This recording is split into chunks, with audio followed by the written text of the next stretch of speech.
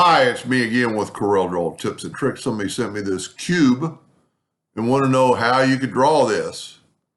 Really easy. I've drawn a lot of cubes over the years. I didn't even have them on the videos. Polygon tool, six-sided. Hold down the control button. I'm going to go ahead and hit P, which really doesn't matter in this case, but draw a 2-point line from the center outwardly from this. Just make sure you have all the nodes. You don't have to do the rest of the box.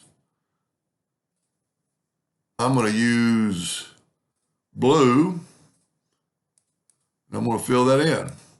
I'm going to nudge that over. I'm going to left click, right click.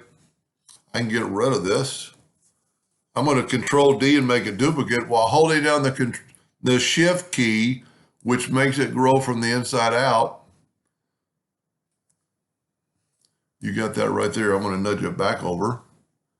Now I'm going to go ahead and, well, I got a little bit off on my box there. I didn't do a good job.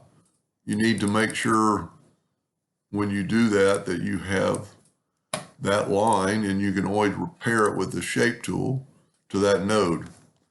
I think I've got something hidden there, so we'll get rid of it.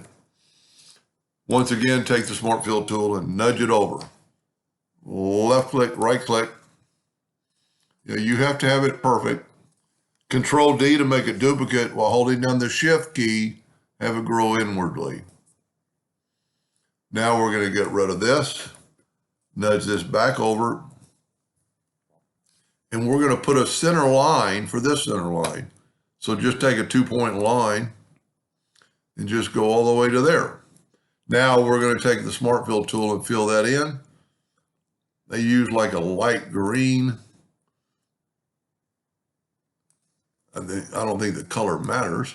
I'm going to go ahead and fill those in, but I'm going to go ahead and make that line black so we can see it. And this is a good part where you can use the attribute eyedropper. Go downward. So I'm over here, but that one was selected. And then put a little black there. Okay, you could actually probably, no, you want to go straight down. Then you can use the attribute eyedropper, take a sample there and put it there, and it'll make the exact same thing. Group this together, Control G, Control D, and duplicate it.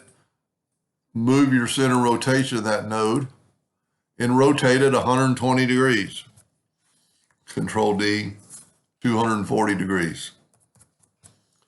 There's that box. Now they've got an outline around it. We'll take this and we'll left click an outline and make it a little bit thicker so you can see it. You don't want to go overboard with the outline. There we go. Pretty close to that box. Let's, even the colors are pretty close. Now, if you needed that exact colors, we could do that too. But we're going to go ahead and put a black background on it, or back a page. It makes it pop sometimes.